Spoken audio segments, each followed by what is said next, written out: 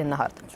بداية يا سيدنا، في رسالة بتقول: سلام ونعمة، أنا بنت عندي 19 سنة وفي شخص متجوز وعنده ولد، وقال لي عايز يطلق مراته بسبب مشاكل ما بينهم. الشخص ده عنده 28 سنة وقال لي هو ماشي في إجراءات الطلاق والكنيسة مصرحة له بالجواز، وفي معاه أب كاهن موافق إنه يطلق.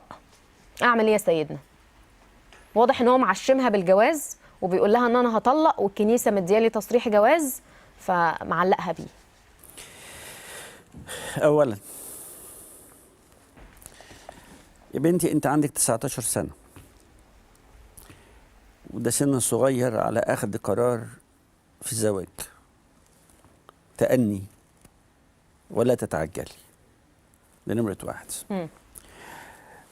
فسن غير مناسب الى حد كبير للزواج، رغم ان القانون بيقول 18 سنه. سن اقل من تحمل المسؤوليه. النقطه الثانيه، هو عمره 28 سنه، وانا الحقيقه لو قلت لها اديني تاريخ ميلاده وتاريخ ميلادك هلاقي 28 سنه 28 سنه و10 شهور مثلا. يعني اكبر منها تقريبا ب 10 سنين. وعايزه تكبر من سنها. هي هتبقى 19 الا وهو 18 28 و10 شهور. انا عارف البعد النفسي للي بيحاول يقنعني ان اقول له حاضر. فالفرق السن حوالي 10 سنين لن يكون قليلا، لا هيبقى ممكن يبقى وراها مشاكل. يبقى اول حاجه سنها صغير، تاني حاجه فرق السن كبير، تالت حاجه هو متزوج، رابع حاجه عنده طفل. انا بقول عوامل تفشل الزواج، عقبات في ان يكون الزواج زواجا سعيدا. انا لحد دلوقتي قلت 4 حاجات. خامس حاجه هو لسه ما طلقش. يا ترى انا بسأل، هو قرر الطلاق لما عرفك ولا قبل ما يعرفك؟ بمعنى، هل انت بسببك هيطلق مراته؟ وهل انت بسببك هيعيش ابنه ده في دمار نفسي، في صراع بين ابوه وامه سنوات لانه عرفك فمن اجلك عاوز يسيب مراتك؟ حته يقول لي ابونا موافقني، صدقني لا ابونا ولا سيدنا. مفيش اب كاهن ولا اب اسقف مستحيل هيعرف ان واحد متزوج ومعاه طفل ويقول له يا ابني انا موافقك تطلق وموافقك تتجوز. مستحيل الكلام ده.